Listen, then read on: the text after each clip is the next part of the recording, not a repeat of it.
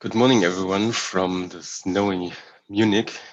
It's a great pleasure to welcome you to another QBN webinar. This time we will talk about diamond-based quantum technologies for mobile applications.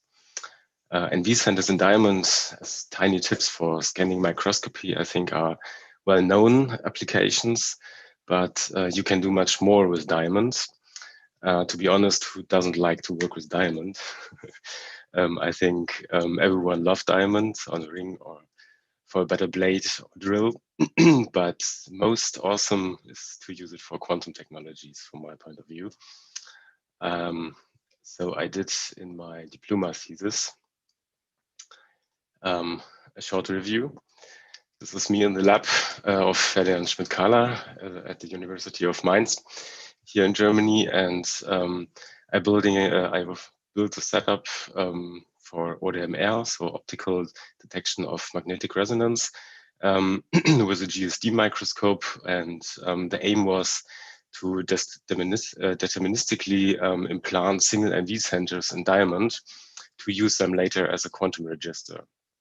So you can see here the setup, also the tip from a scanning microscope and single NV center, and the the Zeeman splitting, and also some spin gymnastics. Here is the Rabi oscillation. At that time, I'd loved to found a startup based on quantum technologies, but yeah, it was more fundamental research. So instead, I worked in a cluster management of a photonics cluster and as an innovation and company builder after that. And now I'm more than happy to build a European quantum business network for quantum technologies in general. So I think a network is more than an ecosystem. So in an ecosystem, every person and every organization is in charge of their own partnerships, of their own developments, of their own business developments. And adding a cluster management that supports all stakeholders in this ecosystem and manages the collaboration processes within the ecosystem provides an additional value. I started QBN last year in May with the aim to build Europe's best quantum business network to transform the quantum community to a strong quantum industry.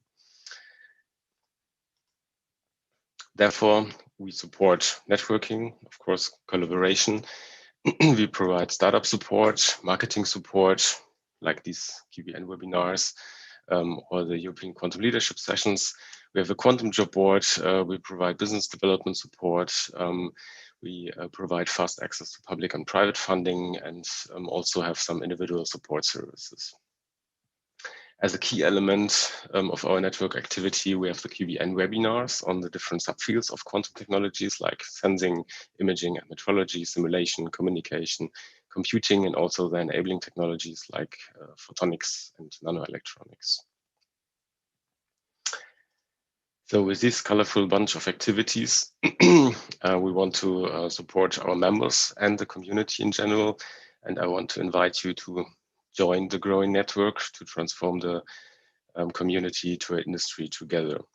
Here are a few save the dates for the upcoming meetings and webinars and European Quantum Leadership Sessions. I think the next one is in February, the 10th of February, the European Quantum Leadership Session 2 on quantum communication. I think this is going to be another very great session. So back to the webinar. A few points. This webinar is being recorded. You can watch it on the YouTube channel of QBN on demand. If you have questions, just put it in the Q&A. And if you have further questions afterwards the webinar, don't hesitate to write me an email. And now let me introduce you to Gabriella. She will moderate the webinar with me today. Gabriella, do you want to say a few words? Good morning, everyone, from Oxfordshire. I'm Gabriella. I work at Element 6 for strategic marketing and business development for diamond-enabled technology. And I'm pleased to be here today. Perfect. Thank you very much. So then we can start with the first speaker. The first speaker is Matthew Markham, principal research scientist. He has been with Element 6 for 13 years now, if I'm right. So I can say he's a real expert in what he's doing. And today he will share his expertise in engineering diamond for quantum technologies. Matthew, the stage. Okay, thank you, Hannes. All right, let me just share my screen and get presentation underway. 2 seconds.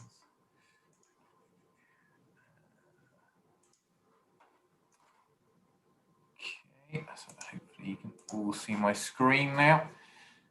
Yeah, perfect. Yes. Okay, so as Johanna said, I'm Matthew Markham from Element 6. As he said, I've also been at Element 6 for a long period of time now, working on this area of diamond quantum technologies. So what I'm going to talk to you about today, I'll give you a sort of a brief introduction to the MV defect. It kind of says, sort of give me a flavour of some of the things, but I'll give you a very sort of a basic overview of the MV defect and why that's useful and kind of how it works.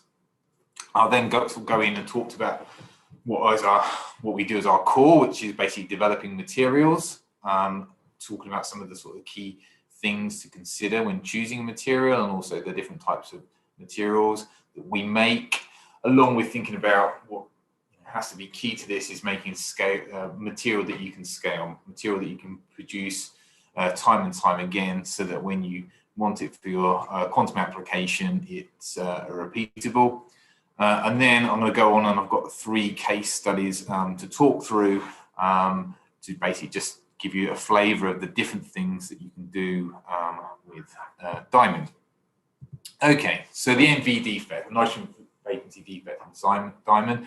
So first of all, what is it? So it's basically consists of a nitrogen in the crystal lattice next to a vacancy or a gap in the lattice, forming this NV defect. It's a particular charge state that you were interested in, the negative charge state of the NV defect. The neutral charge state is also a stable charge state as well. What's very unique about this defect, it has this very interesting energy level structure, such that when you shine green light on it, so it can be green laser light or LED light, an LED, if you start in the 0 state, you basically cycle up to the excited state and then back down with the emission of a red photon, or you can start in the plus or minus 1 state, and then you actually go via this singlet state back into the ground state, thereby having a mechanism to spin polarize within the diamond. What you can then do is apply microwaves, and you can then flip it between these states, create a superposition, and manipulate the spin as to how you want to, whatever state you want to put it in. And then you can then also read out that defect simply by measuring the amount of red light that comes out of the diamond. So whether it's in a bright state or dark state tells you whether it's in the MS equals 0 or MS plus or minus 1. So you've got this optical readout. So all sort of very simple science. Then obviously these levels, the MS plus minus 1 states, they're affected by Zeeman splitting. You can see that in this plot here, where basically you apply a microwave field. Once you hit resonance, you get this dip, which is obviously associated with this basically meeting this energy gap criteria, and then dropping into the MS plus minus 1 state and having a lower fluorescence. And then application of a magnetic field splits these 2 energy levels, which you can see here. And as you increase the magnetic field, that splitting is proportional basically by these fundamental constants multiplied by the magnetic field. So you have a very simple magnetic field system, magnetic field sensor. And the NV defect, it can exist along 4 different axes. So you actually have 8 pairs of lines typically within a system, because you have all NV defects along all the different 4 orientations. And what's particularly unique about diamond is it does this at room temperature. So most other quantum materials, if you like. You'd have to cool down to liquid nitrogen or liquid helium temperatures to see these sorts of effects, but because of the unique properties of diamond, you're able to see these at room temperature. So what are people thinking about doing with these things? Well, there's lots of different applications. I'm going to talk about today just on the magnetometry side of things, but you can also do lots of different types of sensing. So things like thermometry, so using it as a temperature sensor. We're going to hear today from Quantum Brilliance. They're going to talk about quantum computation. And then you can also do other things such as making masers, and I'll talk about that later. But what's pretty unique there about diamond is you get to cover all these applications with the one platform material. So what does an actual device look like? This again is another strength, I think, of diamond, is that the actual devices are pretty simple. You can cobble together a system using very simple off-the-shelf components. Obviously, making an engineered device, you use something more complicated, but in principle, all you need is a green light source. That can be a laser or an LED. Obviously, some optics to couple the light into the diamond. Your diamond obviously containing the nitrogen vacancy defects. You then need some kind of RF source to apply to your diamond to manipulate the spin state. You need a static magnetic field, and that's just to separate out the different contributions from the 4 different orientations of the MV defect. And then you need to basically just collect the red light coming off, so some kind of filter and detector. And you can see that in this little video here, where basically shining, this here is the diamond, we're shining the light on the diamond and flipping the spin state, and you see this blinking. So you can see all this stuff at room temperature relatively simply. So what does that mean for magnetic field sensing? Put it into sort of more device and how to maximize the performance. So it's really these 4 factors here. Contrast, which is basically the amount of useful light you're getting out of the diamond. So light from, say, for example, from MV0 is actually parasitic. It doesn't actually contribute to the signal that you're trying to measure. Things like collection efficiency, the amount of light actually collecting out of the diamond, the useful light. And these 2, which are somewhat coupled, which is the number of MV defects that you're using and the spin coherence time. Now, for a finite or a sample of a particular size, you can increase or decrease the number of NV defects, and that has an effect on T2 star, the spin lifetime. So the more NV defects you have, typically the shorter the spin lifetime. And that's where you then have to start to think about the device. How are you going to build this system? And this is a nice paper back in 2015 where they looked at using a diamond in what they call a light trapping diamond waveguide, where by it bouncing the light around the diamond, you were able to maximize the usage of the MV defects. And the advantage of that is you can have your MV defects spaced far apart. The downside of that is, how do you apply your RF field and your uniform static magnetic field uniformly across this diamond, which is where other approaches, such as having a single pass approach, have an advantage. So you really need to think about the device architecture and the diamond properties as sort of as a single unity thing, rather than trying to just go, well, I'll just pick the best diamond and then I'll think of the other components independently.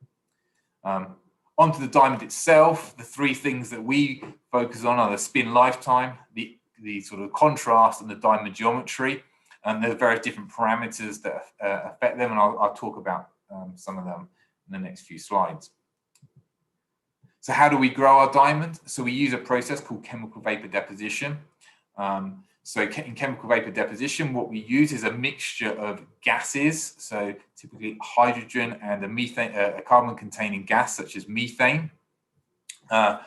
Hydrogen actually plays a key role in that process, and what we do is, using microwave, break up that hydrogen. That then creates this plasma. So this is our example of our schematic of our chambers. So we create this plasma, this big ball of light which sits across above our substrates, so our substrates being diamond seeds. In the plasma, the hydrogen, as I said, plays a key role. So first of all, it terminates the surface. It creates the growth species. So if we see, for example, in a second, we'll have a methane molecule which gets broken up by hydrogen to form a methyl radical. That then comes onto the surface and then builds the diamond kind of layer by layer. And in the corner here, we can see a little video of diamond growing, a speeded up video. And by changing the power and pressure, the gas mixtures, so adding things like nitrogen to adding the nitrogen for the NV defect, and selecting the substrate carefully, you can change the properties of the material that you're growing. So leading on to actually thinking about what that means in terms of the material and the things you need to consider. As I said, you need to think about the nitrogen concentration and also the NV concentration as a sort of a couple, because that's going to affect what you're going to think about when you're building your device. You need to maximize T2 star, the spin lifetime, and that has many parameters such as the nitrogen concentration in the material, and strain is actually quite critical, and I'll go into that in the next few slides. So we need to start thinking about optimizing all these things, and ideally, so this plot here, spin lifetime versus nitrogen, we want to sit on the line or somewhere on the line, depending on the nitrogen content, the carbon-13 content, because that then indicates we've made the material as sort of as good as you can get. If we're sitting down here, that means there's some parasitic thing in the material which is affecting the spin lifetime. So now I'm going to give you a couple of examples of the material that we're making. I'll start with our 16 ppm material we've developed. So this is sort of more for the single pass sort of technique that I mentioned earlier. And one of the big challenges to think about when you're growing CVD, you're growing this non-diamond stable regime, so you get other defects in the material which can contribute to absorption in the material. And this typically manifests itself, you'll see a sort of a brown coloration.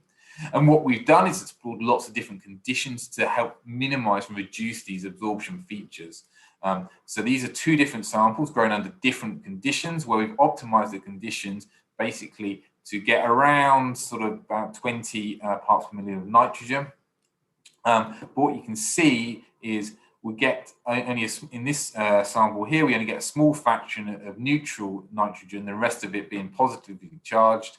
And this leads to this brown coloration. But by changing the conditions, we're able to actually minimize those defects, reduce the amount of these what we call X, these sort of brown defects, things like nitrogen multi-vacancy clusters, things like NVH.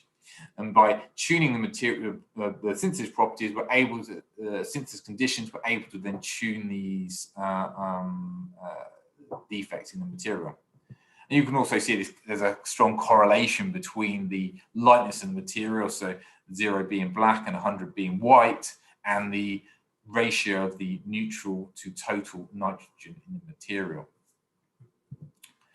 So the next thing we've got to do, we want to make a batch process. We want to make a process which is consistent, and this is what we've done here. So this is this batch of material. I've measured the nitrogen concentration, and we can show across a large batch of material, we can make a consistent material. We then go on to irradiate that and anneal that. So typically in as-grown material, you get a nitrogen concentration of about 300 to 1. So in this material, we therefore want to increase that nitrogen concentration and make it more optimized for the applications. And by doing that, by radiating and annealing, we create about 3.8 ppm of NV in the material, gives it this nice purple color. And that had basically 4% variation across this large batch of materials, a large batch of samples. There's 24 samples here. And the idea from what we're trying to do is make this process so we can make it as consistent as possible. So then when we supply material, we were able to do it in volume. So the next important thing is obviously the spin lifetime. So we've made this nice material. What is the spin lifetime? And what's the effect on strain? And this is quite an important factor. So what you see here is a sample which, this is a birefringence image. So this scale bar goes from 0 to 10 to the minus 4. And the color basically shows variation in the birefringence in the material. And this by doing a T2 star maps, this is work of Ronald Woolworth Group in Maryland.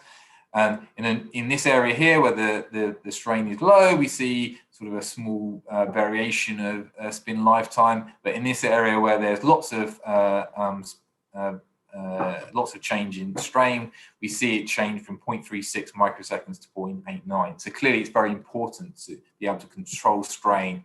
And that's what we're able to do with this particular recipe by carefully selecting the substrates, by carefully preparing the surface. We're able to minimize the strain down into sort of 10 to the minus 6, which then leads to a strain shift of around 25 kilohertz. So this map here is basically a strain map, again performed by Ron's group. So this means we're then able to produce a material which has very uniform properties with a T2 star above a microsecond, so around 1.2 to 1.5 microseconds. So that's the sort of the top end, sort of 16 ppm. We also make material at the 1 ppm range. So again, this is a material that's now commercially available. So we developed this for the sort of multi-pass sort of techniques, where we're looking at sort of 800 ppm of nitrogen. Again, we've done all the similar sort of experiments looking at ability to control the MV concentration. So this has around 180 parts per million. Low birefringence, which obviously leads to low strain in the material. And this material typically has around 900 nanoseconds of spin lifetime, which is limited by the fact that it's a natural abundance material. And as I mentioned, this is the first material that we've launched as part of a series of materials called the DMB series. So just a brief summary of that material that we've made. So we've been developing a range of different materials, and we launched our first general purpose CBD grade diamond, part of the DMB series. And where it sits on this plot that I mentioned there, it's basically on the line for both of these points. We also have another product out there, it's an electronic grade diamond, which has a much lower nitrogen concentration. So we're talking single defects. So some of the work, for example, that Andrew might be talking about today, where he'd be looking at controlling single MV defects, this sort of material is more suitable for that sort of application. But we also do a lot of other R&D work. So we're developing carbon-12 processes at a range of different concentrations, and working with our partners to sort of optimize it for different applications. Lastly, I'll just comment, you can also do this in layers, less relevant for sort of the more mobile applications, but things like if you want to do magnetic field imaging, for things like proteomics, this kind of material is also useful for that. Okay, so now I'll just talk through a few case studies. So I'll start with denied GPS. So this is a project we've been working on with Lockheed Martin over the past few years. The Earth's crustal magnetic field varies from location to location. It's like a fingerprint. So this sort of image here just shows you sort of the variation. So if you know that variation, you can use that basically as a map to pinpoint where you are on the Earth. The advantage of this is that magnetic variations have the additional benefit they can't be jammed or spoofed. So like a normal GPS system, which relies on an external signal, you can jam that, or you can send duff information, which then leads it to be tricked. And that obviously, if you can have something that's independent, something that's self-consistent on a platform, that's a much better way to position yourself, a much more secure way. Why is diamond useful for this? Well, diamond provides a true vector magnetometer compared to alternative approaches. So I mentioned earlier that diamond has sort of 4 different orientations of the MV defect. So you can use all of those and build up a true 3D vector map. Lockheed Martin have developed this sort of fully mobile magnetometer and really taken it from the sort of the bench into sort of a device that they can put on a ship, and they've done this And this image, photo here is their sort of first demonstrator system, and it's a relatively compact system. It has a low size, weight, and power, which is a critical requirement for many of these things. If you're, say, thinking about sticking it on a drone, for example. So its weight is 4 kilograms, and it only uses 5 watts of power in total. The other advantage of Diamond here in this particular application, it also has a large dynamic range. That means it can basically sense magnetic fields. And you don't have to worry about the sort of background magnetic field so much. You can do it in low fields and high fields, whereas other sort of magnetometers can suffer from the fact you can only work in a low field environment. And I mentioned Lockheed, they've already developed using this on doing field trials with this system, and they've got a sort of route to also minimize this system and improve it going forwards. So my next application is a much earlier stage. It's about using portable masers, and this is work that we've been doing with Imperial College. And so masers, they've been around for a long time, since 1950s, way before lasers came online. But obviously, masers are not as ubiquitous as the laser. This is partly due to the limitations in maser technology. Typically, you have to use cryogenics or vacuum systems, so making mobile systems much more challenging. And that means they've only really been used in things like astronomy, so as low noise amplifiers, or frequency standards such as in atomic clocks. However, the great work at Imperial, they developed for the first time a solid state maser in 2012 based on a organic compound called pentacene. But the issue they found with that is that because it's an organic compound and you need to pump it quite hard with light to get it to maze, it breaks down. So they could only ever run it in a pulsed mode. That's when they came to us. They saw what you could do with Diamond.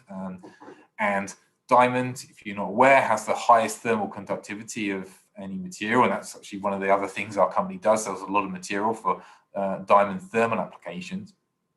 But where the MV defect comes into this is, again, going back to this energy level. This is the ground state. If you apply this magnetic field and you get a large enough magnetic field, you obviously push this -1 state down below the 0 state, creating a population inversion when you then pump it with a green light. The system itself exactly the same as what I showed you earlier. So you've got your Diamond, you've got a magnetic field large enough to create this population inversion. You pump it with your green light, and it's in some kind of resonator system. So they were able to make a continuous wave maser, so operated at 9.2 gigahertz, and you can obviously adjust that by adjusting the magnetic field frequency, and it had a power of 10 picowatts, which is comparable to a hydrogen maser with a line width of 50 hertz. They use about 400 milliwatts of pumping power, and this actually is a spin temperature of around 2 Kelvin. And now what I find exciting about the Diamond maser is that it has, the real potential to sort of be a very disruptive technology. So you probably wouldn't necessarily want to use it in the same current applications, but potentially creates a new way of thinking about communications and timing systems. Oh, and there's a plot of it. Amazing, that's peak. So on to my last case study, which is geosurveying. So mining companies are already using squids for a tensor to find new mining sites. And the real benefit here is you're able to more pinpoint where you want to drill and therefore sort of reduce cost, reduce harm to the environment. But squids as a technology for geosurveying is actually quite challenging. It's a very bulky technology. So you can see this helicopter here has a large boom where your squid system sits on the end of that boom. You use cryogenics for squids, and obviously most mining is actually done in very remote locations. So handling cryogenics, transporting cryogenics is a challenging process. And also there's safety issues with low flying. Typically they fly 10 to 30 meters above the ground, and obviously that creates a lot of challenge when you've got a boom sticking out of your helicopter. So if you can make a much smaller, compact system which doesn't rely on cryogenics, that's a significant advantage. So this is work that SP Quantum are doing, based in Canada. So they're developing diamond magnetometers for mining, and that's the real benefit here. Again, is going back to what I mentioned about vector capability. So you've got this system that allows you to have vector capability, and the advantage of that then is that you can build up a tensor gradiometer to, instead of just getting single data points, you can get a multi data point system, an array of using an array of sensors, and that allows you to get a lot more information that you typically get using a standard magnetometer system. So, for example, you get more information that allow you to detect, estimate volumes of material that you want to mine, and also detect geological faults. So, in summary then, hopefully I've told you about why diamond is a unique material for quantum technologies, and I've given you a flavour of some of the work that we've been doing towards making a scalable processes, as well as mentioning our launch of our new material, DMV B1 and the DMV series, which hopefully is helping enable people to get hands on diamonds, develop new systems. And also that they're, really exciting time that there are several new applications on the horizon, which really pushing the boundaries of existing applications or really enabling new markets. So it just leaves me to say thank you very much for listening, and also thank you to our partners and various funding agencies. I'm taking a little bit too long. Thank you so much. So I think we now have time for a couple of questions. So the first one is about the quantum diamond grades you talked about. So you said that DMV B1 is already commercially available in the market and is part of the DMV series. Are you planning to launch new quantum diamond grades in 2021? And what are the key challenges in diamond engineering?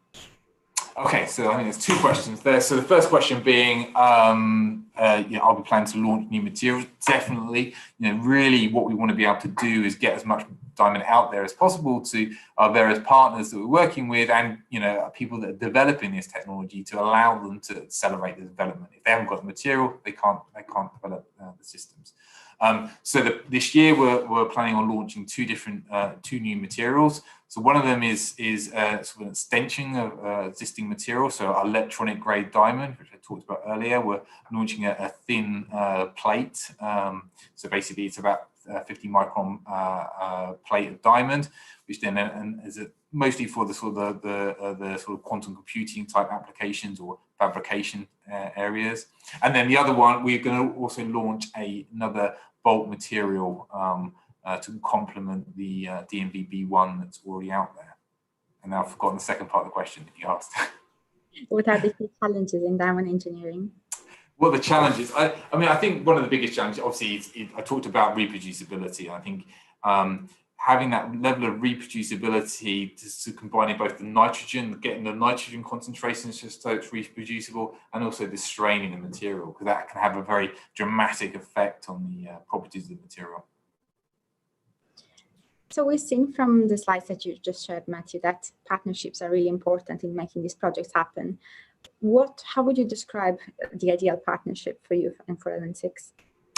Okay, so I think it's very critical to have good partnerships and work with people. I think for me, it's really about having it's kind of, obviously it's in the word itself, it's the partnership, working together as a team to solve the problems rather than throwing a lump of diamond over the wall to somebody.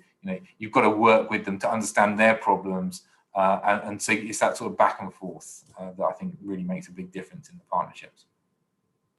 Fantastic, thank you. And now I see we have a live question from Philip Schreiner. Apologies if I mispronounced your surname. Are you also planning to fabricate diamond membranes on, for example, SiO2 or Si wafers for integrated photonic applications? It's a very good question. I mean, obviously integration, and that's one of the challenges of Diamond, how you integrate it into systems.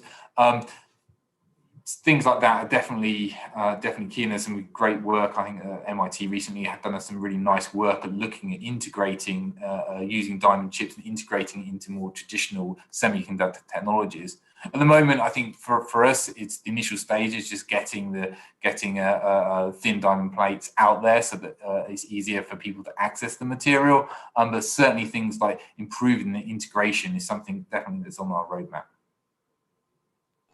Fantastic. And I think we have time for one last question. So you went through some examples of mobile applications. What are the other quantum-related applications that can be enabled by Diamond? Also a brilliant question.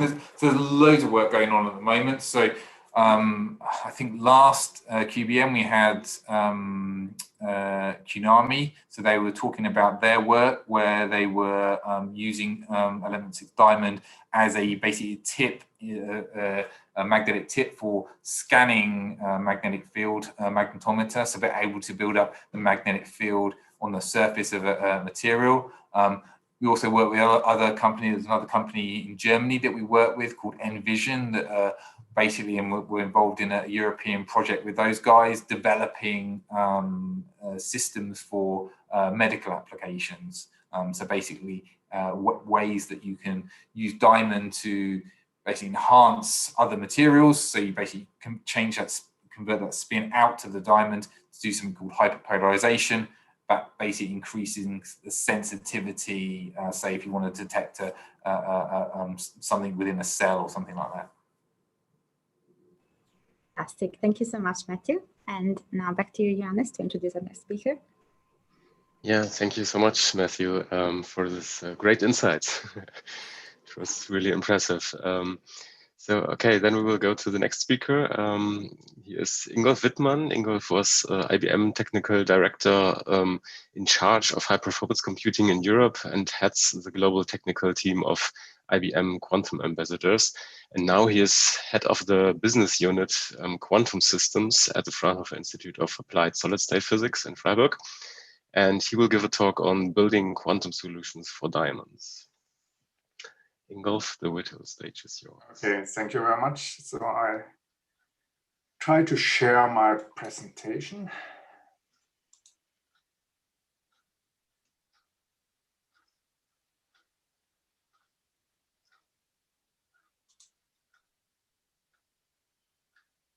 Okay, here we are. Perfect. So thank you for the nice introduction, Johannes. And what I like to cover today is I like to talk about today's quantum systems, how they are looking like, what their challenges for mobile solutions, and how hybrid approaches from the big IT system environments could help you on a small scale. And next then is an example within the mobile phone arena. And last but not least, knowing all of that, diamonds are not only the girl's best friend to build qubits and registers in a mobile environment. That's also a good possibility.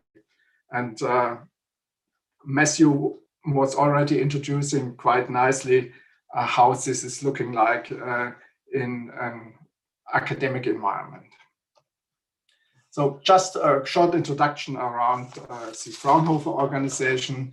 The Fraunhofer IIF is an institute for applied physics in Freiburg, and it's one of the oldest institutes within the Fraunhofer organization with over 70 institutes and more than roughly 30,000 employees. In Freiburg, we are roughly 285 people taking care about technology within the applied physics environment. And one of our research areas are diamond defect centers for quantum magnetometry and single photon sources. We are also one of the 7 leading institutes within the Fraunhofer Competence Network for Quantum Computing and running the Quantum Computing Competence Center Baden-Württemberg. And our focus areas are quantum computing hardware and software interfaces. So the next level in that environment. So when we are talking about quantum computing, we are talking today about big system environments, at least like the IBM Q System 1, which is actually installed in Germany in Eningen as part of the IBM Fraunhofer collaboration. And this system is having a quite big footprint of roughly 10 square meters and power consumption of 10 kilowatts. And if you would like to run this type of system within a quantum simulator, you would need a size of a couple of 100 square meters and roughly 1 megawatt in power from classical HPC systems. So within that already this type of quantum systems having an advantage in terms of footprint and energy consumption. And this is the first commercial system outside US with 27 qubits. And the target is 64 and quantum volume of 64. The system was readily installed before Christmas last year and handed over to Fraunhofer in January. And the calibration is still going on. And we are going forward really to achieve these 64, the quantum volume of 64. We are talking today about mobile quantum computing. So why will this technology not fit into a mobile approach? And this is obvious in the first step. It's because of size and it's because of energy consumption. And this is even a problem within the classical quantum computing environment. And that is one of the reasons why HPC centers, but also companies who like to use quantum technology are looking for hybrid quantum architectures. On the one side, we are having this classical environment with the fabrics like Mellanox, FPGAs, GPUs, and flash systems, which are combined to big system environments. And in between, you need somehow a classical CPU, a processor, which is really combining all these different piece parts together and deploying all the workload on the different components within a proper software stack. On the one side, this is limited. We cannot grow that very much in the future. And that's one of the reasons why the research environments and companies are looking for new approaches. And new approaches are non-von Neumann architectures like on the right side. So neuromorphic designs like the synapse chip from IBM, but also quantum technologies might fit here in that environment. And you can use those technology like accelerators like on the left side, which are combined and integrated within an HPC environment. And you need the full software stack also for that. So from the hardware piece parts over the operating systems to the distributed workload management and then the applications who are really supporting these different types of piece parts. And when we are talking about energy consumption, for example, the synapse chip, it's running with 1 million neurons, having roughly 256 million programmable synapses, and there's no clock, and that's really quite interesting. And you can run 46 billion synaptic operation per second. And the interesting part here is that is done by 70 milliwatts. So this is really fitting within mobile environments. And on a bigger scale, we can look on quantum technology, how to integrate that. And a good example is the IBM System 1, which is integrated in the Oak Ridge system, HPC Oak Ridge system, as such as an accelerator. But when we like to go down in a mobile environment, those big system environments are not fitting, and we have to think about a different approach here in that environment. So current challenges for the quantum computing environment in such type of environments. So transform qubits, and that's the most used technology within the quantum computing environment today. You need really a cool environment, roughly with 50 millikelvins. And you need also, or the compute time is really limited to 100 plus milliseconds. And the systems are becoming bigger. On the picture on the left below, you see the first example of IBM how to build a 1000 qubit system. And 1000 qubits means you do have 2000 microwave lines into the choreograph to manipulate the different qubits. 1000 for initializing and to manipulate them, and 1000 to do the readout after the calculation. And that's quite challenging, because with that also the temperature environment is affected by that. And we have to think how to do that differently in the future. And maybe also the optic environment and what we are doing within the diamond environment could help to integrate all this type of technology within the choreograph, and having only a couple of lines to the outside area. But this is not really working within the mobile environment. When we are talking about mobile environment, most of the people are thinking about mobile phones or something like that.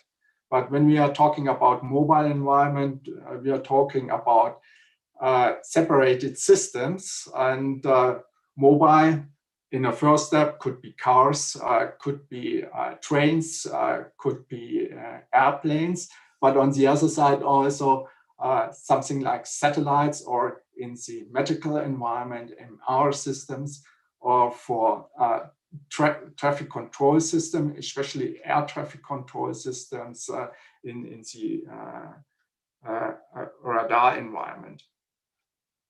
And when we are thinking about how to integrate quantum technologies on the right side, this is quite interesting.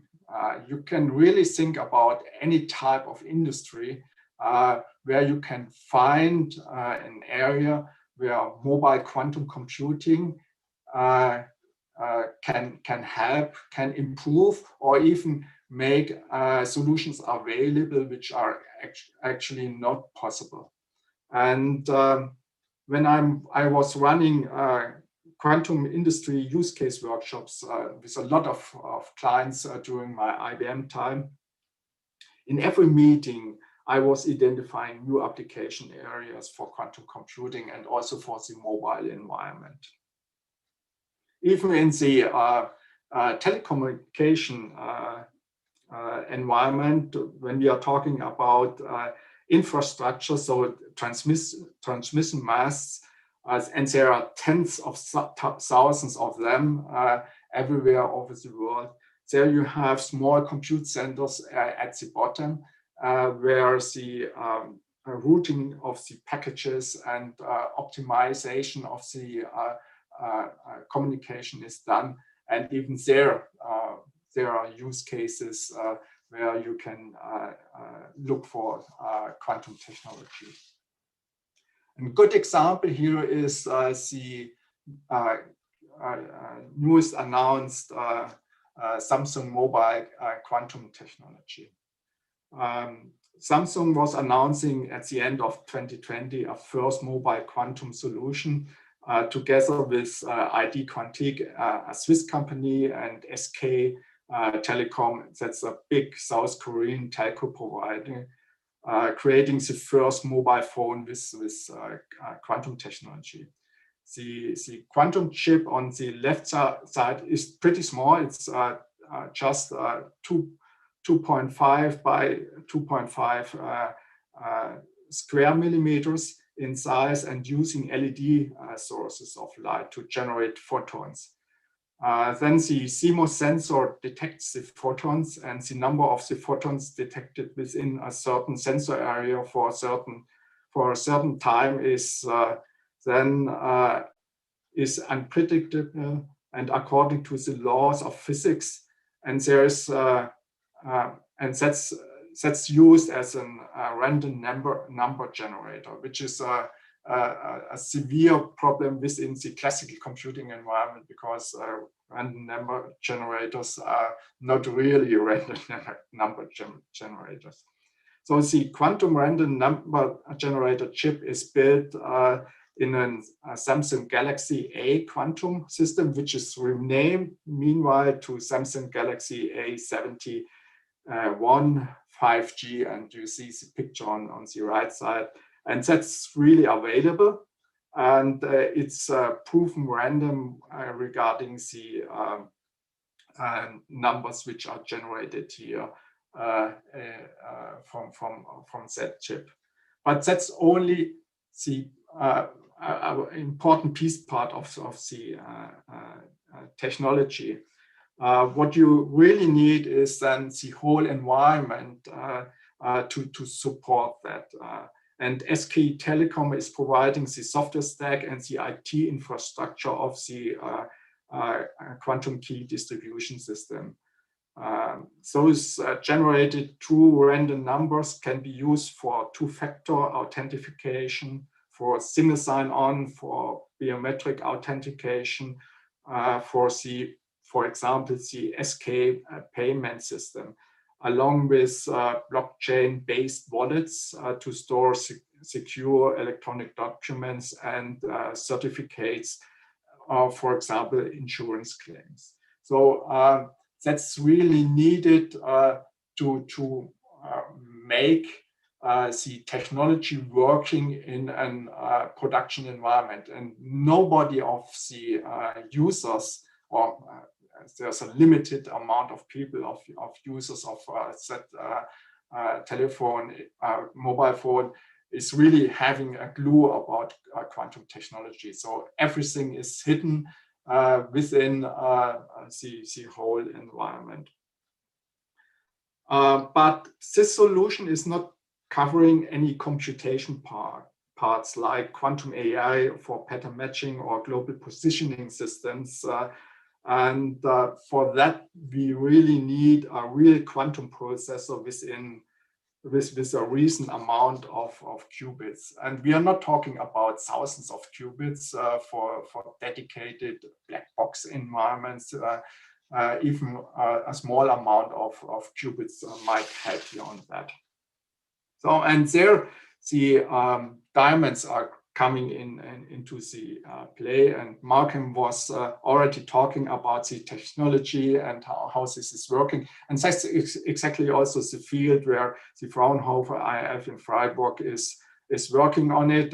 We are producing and growing industry diamonds with these nitrogen vacancy centers since a couple of years quite successfully. And mostly those were used within the sensing environment, in the health arena, but also to figure out problems within chips which are produced,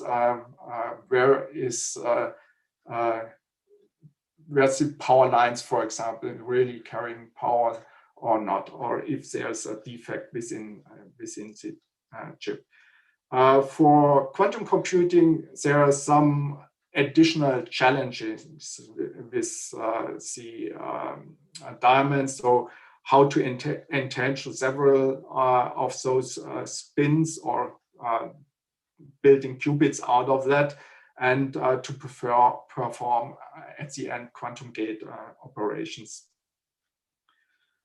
And important also are other competencies for exploitation of these quantum technology. On the one hand, the material development in the diamond field, but also above all the expertise in optoelectronics and microwave technology, which must be used for the excitation of the color centers on an atomic scale. And further development has to be done on that, especially not by just one organization or a couple of people. Really, we have to have a community here in place. And on the other side, additional skills are needed, for example, in the cryotechnology and optical characterization. And we are facing that topic really also on the Fraunhofer IIF when we are looking for experts and people who can work here really on that. Okay, so how to build out of an diamonds and qubit. So a Q node, that's the smallest environment. So within a diamond, and a Q node is representing a diamond with one color center, and then is representing one qubit. What you can also think about that is to build more than one vacancy center within one diamond to have, for example, two qubits, for example, in one diamond. But that's really a challenge, and how to manipulate that, how to control that, even in the beginning, how to grow that, and really to have those vacancy centers within one diamond. But nevertheless, even if you are having one vacancy center in a diamond, or a couple of them, out of them you can then start to build registers. And that's the interesting part, to build, to combine different diamonds with a specific optical network, or within an nanowired array, to combine 9 diamonds or 9 qubits or even more. And that's something which has to be figured out, how this can look like, how this can be managed, and how this can really be produced. And on a bigger scale, then you can combine a couple of these Q node registers in a multiple node array, coupling those different registers with an optical coupling environment. So that's just an idea how to build quantum registers or small-scale processors on that. And as I mentioned, for some of the application, you really do not need hundreds of qubits. In some of the use case arenas, maybe there are 10, 20, or 30 qubits good enough to run a possible application. And that's something what we are actually doing within a project in Baden-Württemberg. So the state of Baden-Württemberg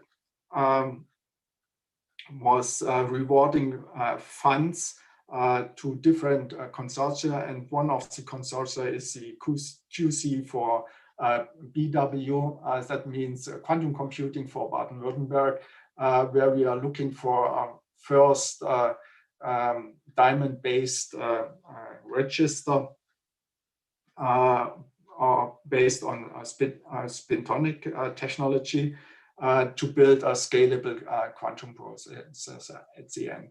And it was already mentioned, you cannot do that by your own alone. There's a community needed, and the consortium which is really working on that is Fraunhofer ICT, KIT in Karlsruhe, University of Stuttgart, University of Ulm, and University of Constance, and led by the Fraunhofer IIF Institute in Freiburg. And we got LOIs of industry partners, and the associate partners are separated because only the academic environment was rewarded with funds and money to build that up, but the associated partners are interested really on our work and can actively also provide input and be part of the discussion, and can follow the project and maybe support us also with some ideas really to build up such type of technology. So within the next couple of years, next 3 years, our intention is really to build a first diamond-based register which can be used for quantum computing. And it's also including the whole software stack. So it's not only just to build the register, you have to build the environment with a software stack to support this. And this is then on a longer scale really to build a full stack quantum system, not just within register, but also with a quantum computing environment which can be used also on bigger scale. So the base technology is built within, like the QC for a BW project, but there are also upcoming calls from the BMBF, so the German Science Ministry. We are expecting those in February for some lighthouse projects which are looking for a full stack of technology from the base technology beside transmon qubits up to the application environment on the right side. And the people organization have to build consortia really to cover everything and have to show up the value and also within a 3-year time frame what they really can achieve in such type of environment. And diamonds might be here also one of the technology which are fitting in, and maybe also in combination with other quantum technologies. Okay, so that's it from my side. So if you are interested in more or having any questions, feel free to contact me. Also, if you are interested in using quantum environments and systems on a diamond-based environment, we are happy to discuss, especially when we are talking about any type of cooperation. And with that, back to you, Johannes. Yeah, thank you very much, Ingo. I always dreamed of a signet ring with a diamond included in it, with a quantum register to unlock my data storage or my laptop or so on. This would be perfect. Yeah, so Gabriella, do we have any questions? Yeah, so the first one. So thank you so much, Ingo. And amazing to see how Diamond is unlocking so many technologies in so many areas. So you went through the case studies of the projects you're currently working on. What are the next steps in order to turn those projects into actual products? And when can we expect to see some of those products being launched in the market? Okay, so there are a couple of questions within that question. So we still have to figure out the full capabilities of diamonds, and there are a lot of problems have to be solved, and we also have to figure out where diamonds are better suited than transmon qubits, for example, or even An obvious area is room temperature, for example, room temperature environments. So when we are talking about mobile environments, you cannot run with 50 millikelvins. But also an interesting topic here is hybrid quantum technologies. So to combine a different type of quantum technology, like diamonds with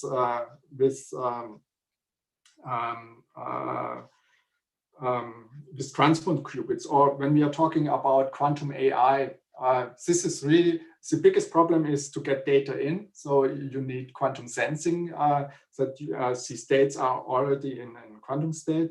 And then you have to store these states. So quantum memory is also a technology. And computation could be done maybe with transform qubits. So the sensing and the memory might be a different type of technology than the transform computes. But combining all this technology, maybe we have really a solution within quantum AI. Thank you, Ingo. And speaking of partnerships, so similarly to what Matthew went through, you as well explained how partnerships are so important in the projects you work on. You mentioned Samsung and a range of other partners. What does the ideal collaboration partner look like for the Fraunhofer Institute? So in a first step, most of the projects we are doing within our environment, within the academic environment, are government funded.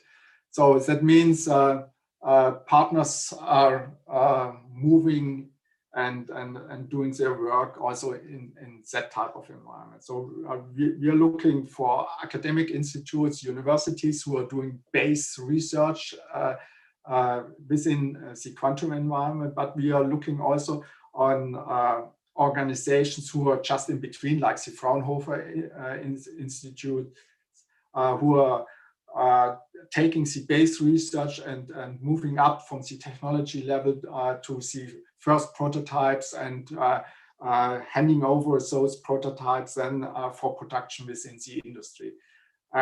So all these three, let's say, levels and partners are needed really to build functional and working environments.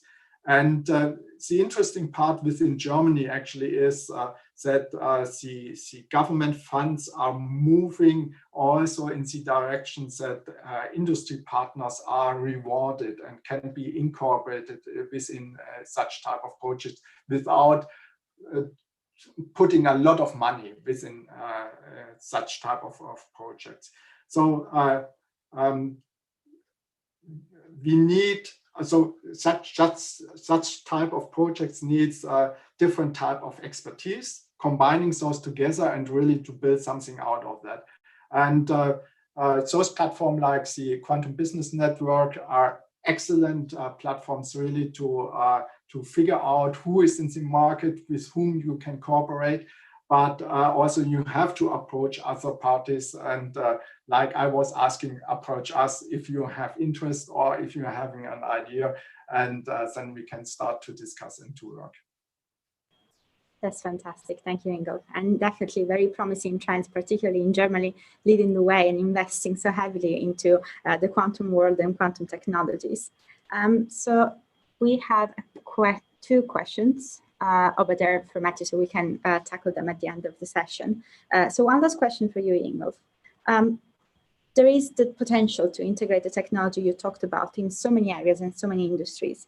Are there any non-mobile but still diamond-enabled applications that you can quickly tell us about? I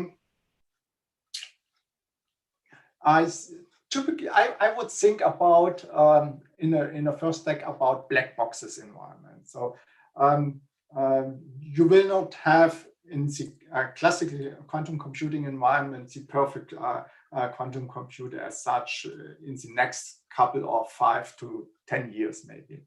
But what you can look for is really to build physical infrastructure environments suited to a very specific problem, like we have seen it within Samsung project for the quantum random number generator. And I think that's the first environment where we will see, let's say, economic solutions which can be sold also to clients. And we already see that within the security environment and within the random number generator. So we have to look for the next level, so more complex application where maybe very specific molecule calculation is done, or like the example from Matthew, exploring the surface for drilling, and then to build a very specific software stack on it to build the application, and then the application is put into the system like an EEPROM, and when you need changes to the system environment, you have to rewrite the EEPROM with the application for that. And maybe that are the first areas within mobile environments, but also for the classical quantum computing environment. Fantastic. Thank you so much, Ingo. Very insightful. And now back to you, Johannes, to introduce our last speaker. Yes, thank you very much. Just want to add one thing. You talked about potential partners, mainly from Germany. I think there will be also a lot of European calls from the European Commission in this year and the next year. So yeah, I think absolutely. we'd have to focus on Germany, but also on Europe. Okay, yeah, now I'm more than curious to learn more about quantum at the edge applications of low-SWAP quantum computers by Andrew Hosley. He is CEO and co-founder of Quantum Brilliance. He is a quantum scientist and engineer and has worked between Australia, Switzerland, and Germany, and led the experimental diamond quantum computing efforts at the Australian National University prior to funding Quantum Brilliance. Andrew, the stage is yours. Thanks so much, Johannes, and yeah, thanks to yourself and Gabriella for organising such a great event, and always a pleasure to be with then Matthew and Ingo as well. So, you know, we talked about ideal partners, and these guys are certainly the some of the key ones that Quantum Brilliance has been working with.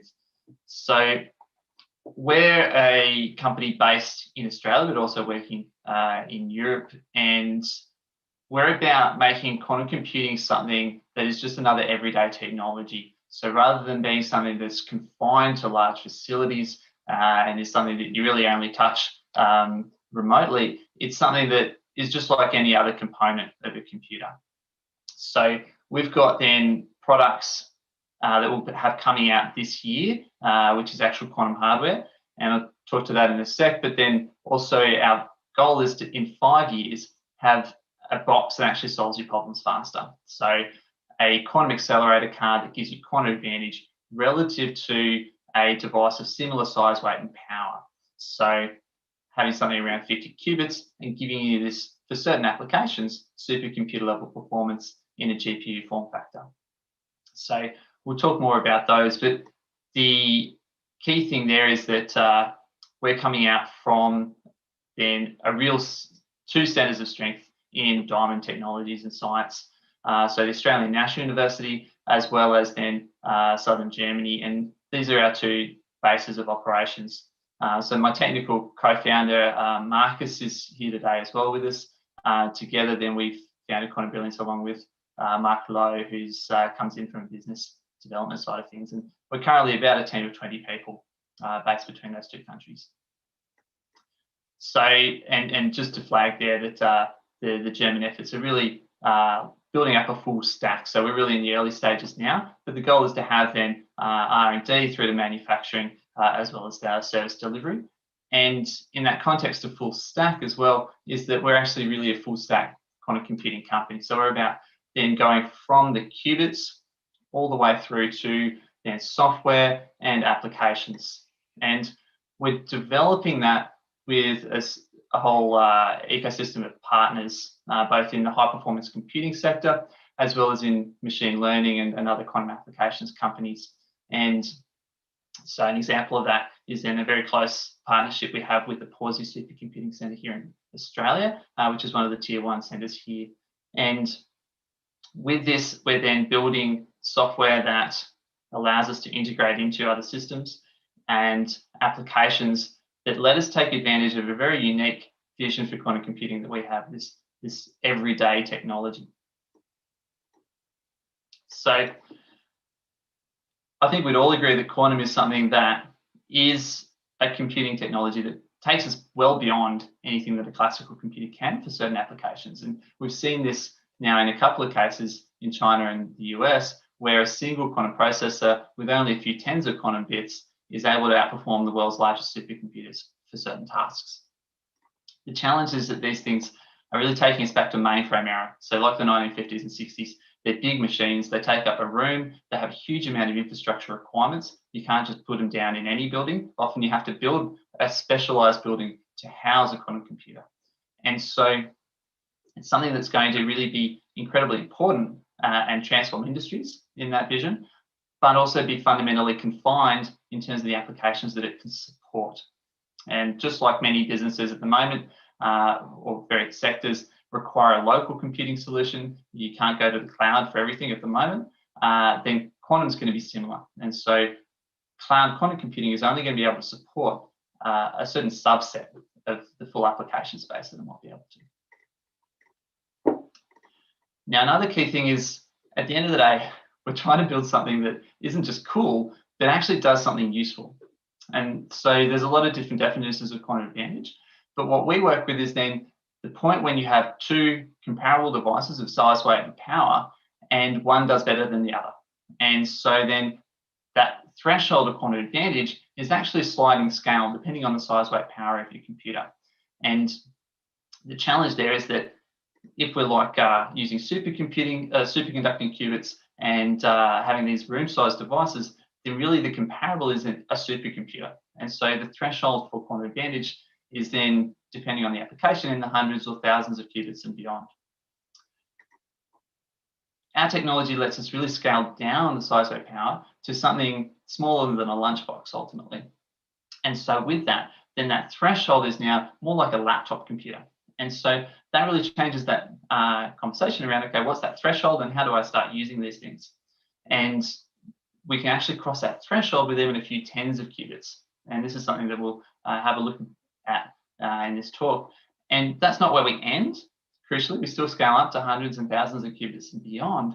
But we're now doing that in this regime of quantum advantage. We're providing people with devices that aren't just about getting ready for quantum, but actually are solving problems and then reaching a much wider market.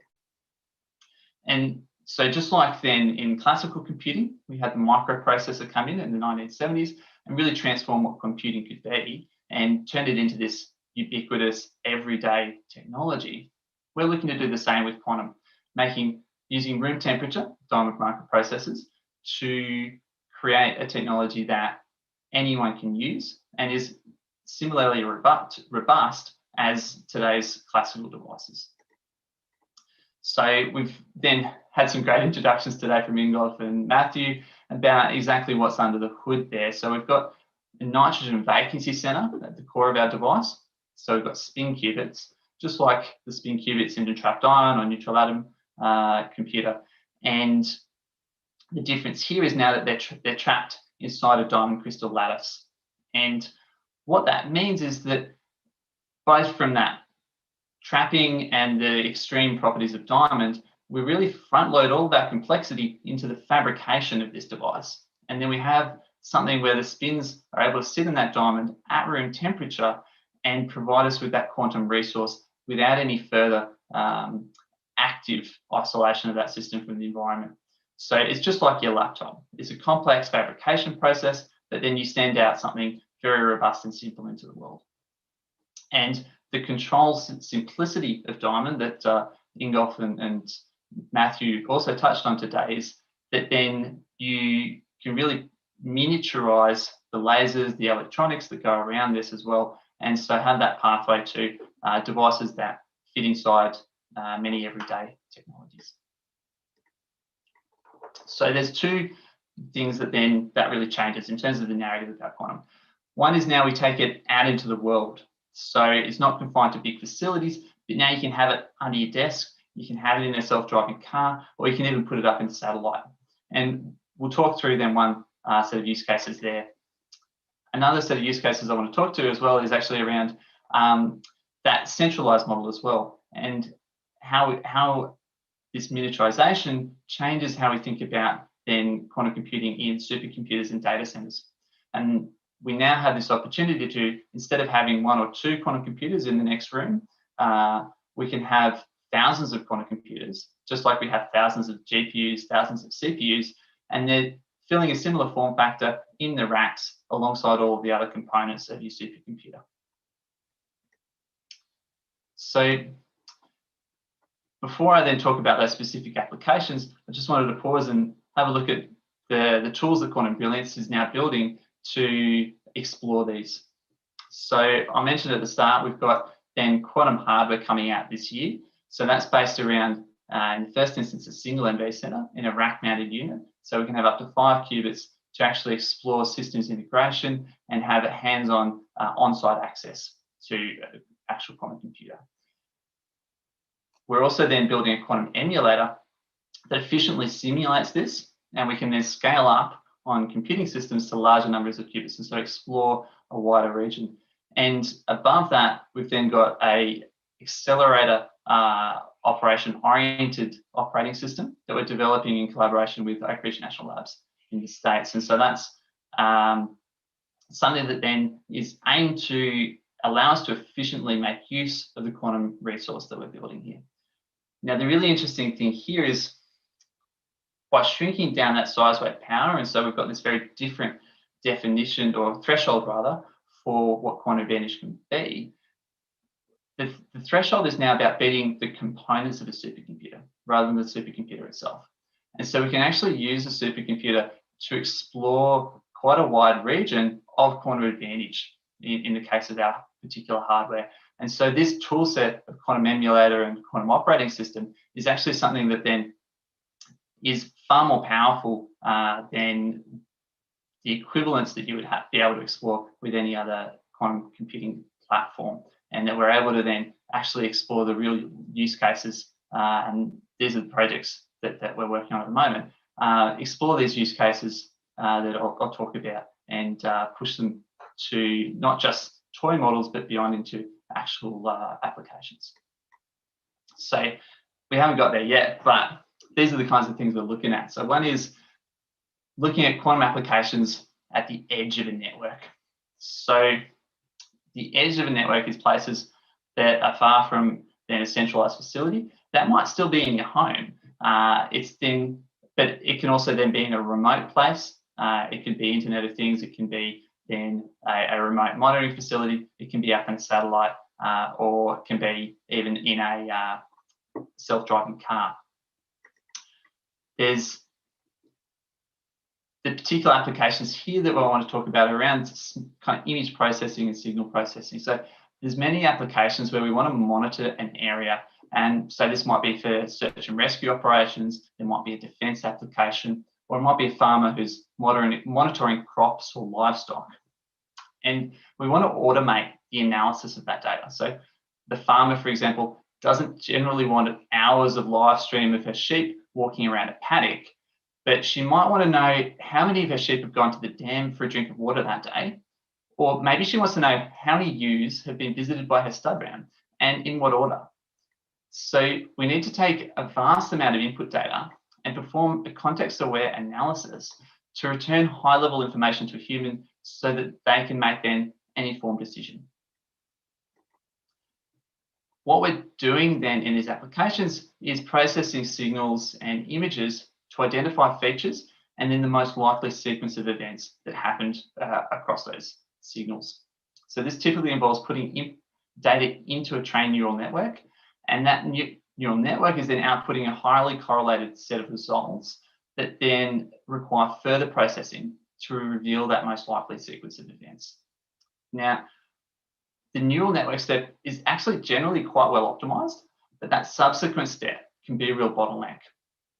And The challenge there is that classical solutions are quite inefficient at dealing with the combinatorial explosion of possibilities and correlations between all of those different events at different times. So that you have then an exponential scaling of resources that's required there. This is a particular problem that's challenging in edge computing, like in a satellite, where computational resources are restrained or constrained rather. So you have then severe limits on the size, weight, power package that you can put up into a satellite. And so you really need to work with quite limited resources there. And then depending on the application, you might also have very tight timing restrictions as well. Now, to get around this, people introduce a lot of severe approximations. So they really restrict the scope of that problem and introduce then quite large inaccuracies. And for example, they'd only consider a small chunk of that output data at a time. And these chunks can be surprisingly small. So often they max out at even 4 events.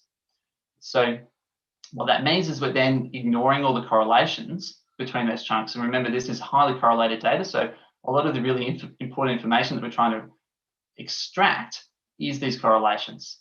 So imagine if you had to decipher this word whilst only being able to look at those chunks of 4 letters. Deriving meaning from those small chunks of blue data is a much harder problem than reading that entire word as one. And in many analysis cases, this kind of restriction of breaking things up into tiny, tiny chunks means the output will be garbage, or even worse, the output will be something that's completely false, but won't flag an error. And this lack of accuracy is a major problem for potential users. And so we need to find a way to assess a larger number of events at once. Now, fortunately, this kind of combinatorial explosion caused by those correlated possibilities is exactly one of the things that quantum computers are good at. And so what we're exploring is then a hybrid machine learning quantum decoder, where a quantum computer is used to process the output from the neural network. And this lets us process larger chunks of data, of that highly correlated data, right? And so we're able to then use n qubits to address correlations between, depending on the input parameters, n to the 4 to even n over 2 events. So even with 8 qubits, we can match in terms of that chunk size, match existing edge computing resources. And these edge computers aren't, small microprocessors. We're talking about state-of-the-art GPU cards, but there's only space for a single GPU card up there. So what we're able to do is then achieve a dramatic improvement in processing accuracy and speed. And in many cases, actually, it's the accuracy that's critical. So we've got a fixed time budget, let's say it's a second, and we really need to get something out that we can trust within that 1 second period. And by introducing a quantum computer into that final analysis stage, we're able to achieve that required performance goal.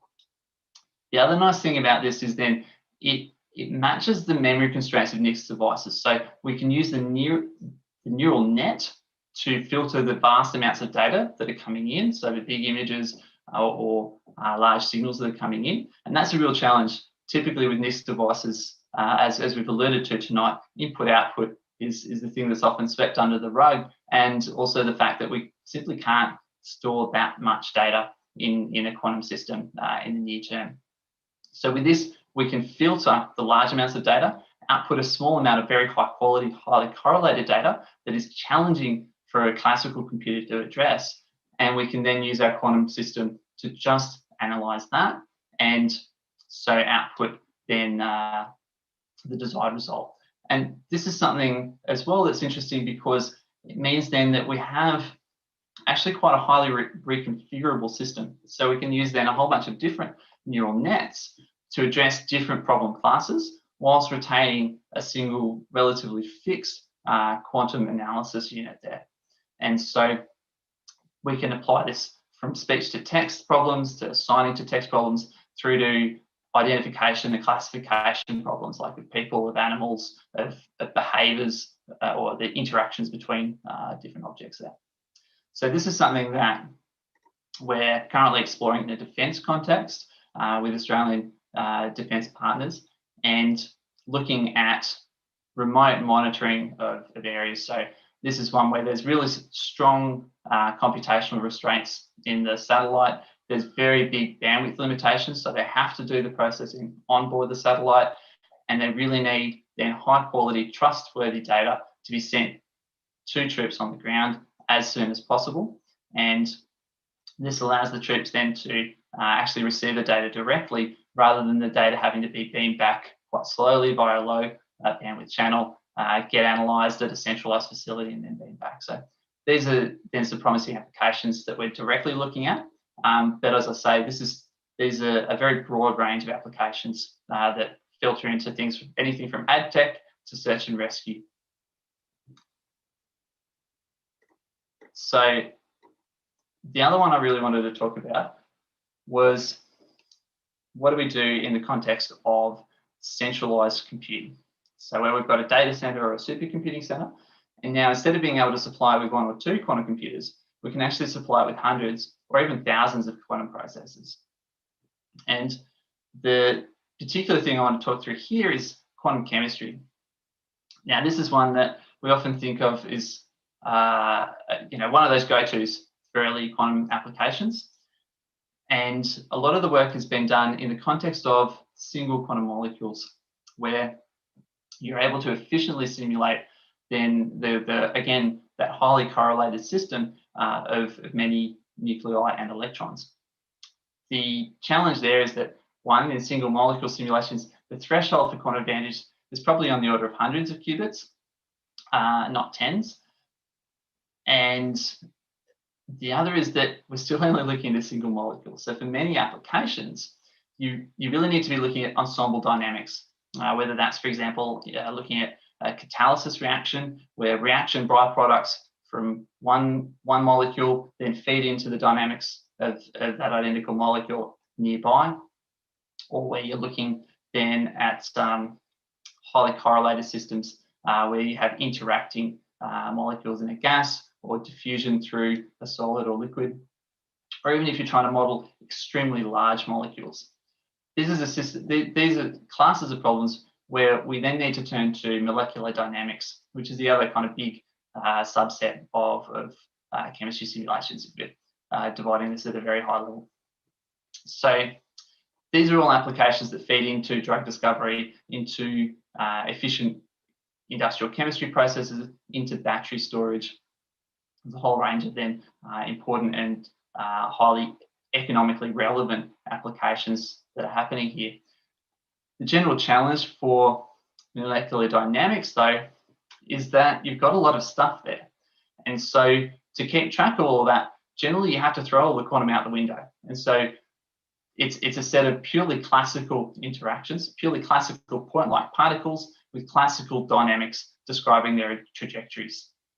You can go quite a long way there, but one thing that you tend to not be able to do with a purely classical system or model is then look at any of the chemical reactions that are happening. So to do that, you need to be taking into account the internal electronic states of the atoms so that you can simulate the breaking and forming of chemical bonds as you go through excitations of those states and relaxations. So the way that people often get around that is using a technique called quantum mechanics / molecular mechanics. So you don't simulate your entire system quantum mechanically, but key components, key subsections of your molecule or your sets of molecules, you're able to simulate with a quantum sense, and then the rest you are simulating classically, and you have shells of interaction around that of then how particular classically described atoms feed into the quantum mechanical thing. So this could be, for example, the active component of a large molecule. It could be then the particular binding sites or things like that. The challenge again here, the advantage is we can now, for certain classes of things, start to have that accurate quantum mechanical description that lets us now explore a much wider range of really industrially relevant problems. But we don't have then the ability to really scale that up. So it's still extremely computationally expensive. And this is an iterative process. There's computation. So the I'll leave it at that, just to say that they are very expensive computationally. So the nice thing, or what people do already, is then invest in bespoke systems with custom designed chips that are designed just to solve these molecular dynamics problems, and have then high performance computers. Some of them are even entirely based on these application specific circuits to solve these problems. So kind of a natural extension of this is to use, instead of classical application specific circuits to model those quantum systems, we actually use a quantum processor unit to efficiently model the quantum components of these modules. And so now we can have one with just a single quantum computer that's already giving us a speed up, where we can have then, for some things, supercomputer level performance for the size, weight, power cost of just a component of that supercomputer. But we can now start to explore, when we've got thousands of quantum processors here, with each CPU having its own accelerator, we can now start to explore really new regimes. And so probe problems that we didn't have the resources to probe before, whether that's then looking at multiple reactions within a system of biomolecules, whether it's looking at certain protein folding activities, which, as we know, is really critical for understanding the functionality of a protein, is how that folds. Or it can be looking at then how, at a large scale, the dynamics and the ensemble dynamics of a catalytic reaction take place. And so we're able to then really achieve new efficiencies in industrial processes through our understandings gained there. So the two takeaways out of this are that the vision that quantum brilliance has for quantum computing is around shrinking down the size, weight, power of quantum and taking us away from a mainframe model of computing to one where quantum is just that everyday component of computing, whether that's then taking it out into the world and using it in all the ways that we use a device today in mobile and distributed applications, or whether it's now having thousands of them in a supercomputer. There's now whole new classes of quantum applications problems that we can enable and can already start exploring. And the other really nice thing about this is, because of that low threshold of quantum advantage, we can actually explore some of those regime of quantum advantage using the existing classical supercomputing resources that we have available today. So in terms of then ways that people can engage with us, so we've got then hardware, we've got software and a full quantum software stack, as well as application discovery partnerships that we can work with people on. And then we've got this 5-year partnership pathway to being able to provide quantum advantage to users in that lunchbox form factor. The final thing I'll leave you with is that we're hiring both in Australia and in Germany. So we're looking for quantum engineers in the lab to help drive theory. We're looking for people who can help us explore these quantum applications and work with external partners to understand and come up with new solutions there. And then also business development and management roles in Germany. So please reach out to us if you're interested in learning more about any of those. And thank you all very much. Fantastic. Thank you so much, Andrew. It's amazing to see the possibilities that are opened up by the miniaturization. And I do look forward, as a bit of a geek, to the point where I'll be able to look at my mobile phone and see a mini quantum computer in it. So I see that we have a few questions from the audience. So there's people who's actually asking for you to keep them posted, Raymond, because they're working on diamond quantum memory.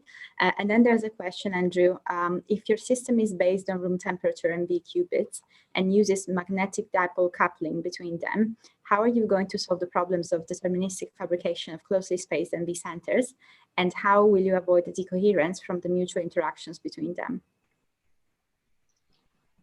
Sure. So I can give a high-level cover of that, and we're fortunate to have Marcus, our Chief Scientific Officer, with us today as well, who might be able to expand upon that. But the key is then around carefully engineering the spin environment around these, and so having dopants to stabilize their charge states, and then, for example, applying a gradient magnetic field so that we have individual control of each spin or of each electronic spin. And then it's around,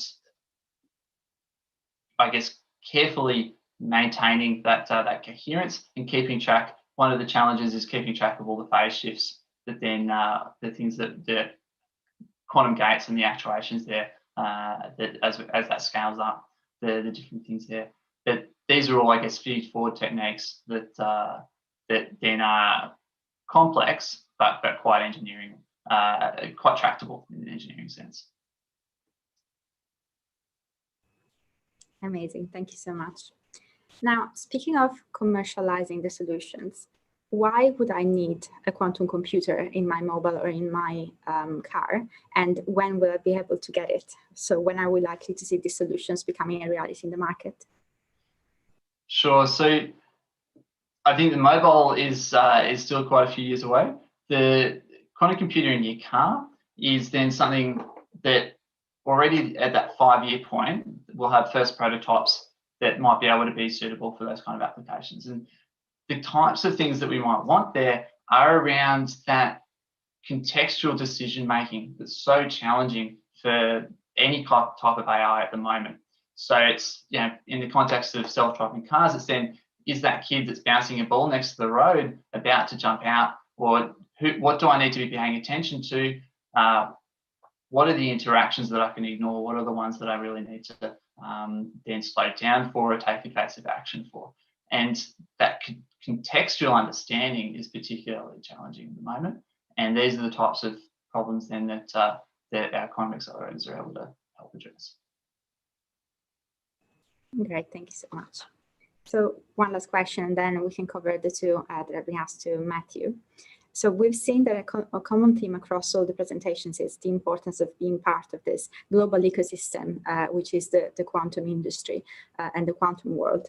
So similarly to what I asked to the other two speakers, how would Quantum Brilliance see their ideal partner look like? Because obviously at the end of the presentation, there was a pretty big call to action about contact us and work with us. Sure. So, I mean, as well as then the team that we're looking to build and grow internally, then we're looking at a whole range of different partnerships. So as that full stack company, we're looking at partners to help us with the tech development in terms of materials development, in terms of control systems, both in terms of hardware and software, and optimal control solutions. We're then looking to partner with supercomputing centers and look at these systems integrations challenges of how you get quantum systems to integrate into these existing quite complex classical systems. And an interesting extension for us is then extending that to now these mobile and distributed platforms. So then how do you get it working in a ship or a plane or these other complex environments? As well as that then, so it's that full stack, right? Technical partnerships up and down the stack. We're looking then, we've got products in the market and looking at these customer driven partnerships as well. And then, as I mentioned at the start, we certainly see Element 6 and Fraunhofer as some of our core partners as well. That's great. Thank you so much, Andrew. So now we still have some time to tackle a few more questions before the end of the session. So Matthew, first question for you. Can you give any rough figures of merit for the positional accuracy that could be achieved using the magnetometric position solution? Okay, so good question. So obviously the design of these systems is for denied GPS application areas, so areas where you typically don't have a signal, or you're worried about signal from a satellite, or you're worried about that signal being compromised. So in that light, you're probably never going to beat traditional GPS systems. You're not going to get that same level of accuracy. However, you know, partners have definitely demonstrated down sort of the order of meters, tens of meters. That sort of level has been demonstrated using magnetic navigation. Excellent. And another question for you, Matthew. So from Harry Harman from the audience. To obtain absolute coordinates, does it require augmentation by other metrological means, for example, INS, inertial navigation, gravimetry, or some sort of positional point of reference? That's another good question. Ultimately, yes, because you obviously got the role and pitch of whatever it is that you're traveling in, say it's a plane or a boat, you've got to know the orientation of your magnetometer with respect to the, so something like an INS would be suitable to basically provide you with that knowledge to reference it back. And obviously, I think, Henry, if you've got any more questions, please reach out to us. Fantastic. Well, thank you so much. Before I give the word back to Johannes, I just want to say thank you to all the speakers. I've definitely learned a lot about quantum technology today. So yeah, thank you to the speakers, and thank you to our audience for being so engaged. Back to you, Johannes. Yeah, thank you very much, Gabriella, and thanks to all the speakers, Ingo, Matthew, and Andrew, for your very impressive talks. And yeah, an official welcome to Quantum Brilliance here in Germany. It's great to hear about it. And yeah, at the end of every webinar, of every QBN webinar, I'm learned a lot. And if you think of the fundamental research I did in my diploma thesis and this large setup, and then you think of the case study Matthew presented with the 4-kilogram payload for a drone, for example. Yeah, it's a huge step. It's great to see this. Yeah, I think in general, diamond is a fantastic material for various applications in quantum technologies, from sensing to computing. And yeah, we learned how to engineer these materials and what is important. Why is it a great material for quantum technologies? We saw a few case studies, denied GPS, portable masses, quantum registers, and quantum processors for the future. And I also learned that I need to buy a Samsung mobile device as soon as a diamond is in it for a quantum random number generator. Yeah, thanks again to all the speakers. It was a great webinar. And thank you also, Gabriella, for co-moderating the webinar. Yeah, for everyone else, for all the participants, please do not hesitate to contact the speakers directly or contact me and I can introduce you.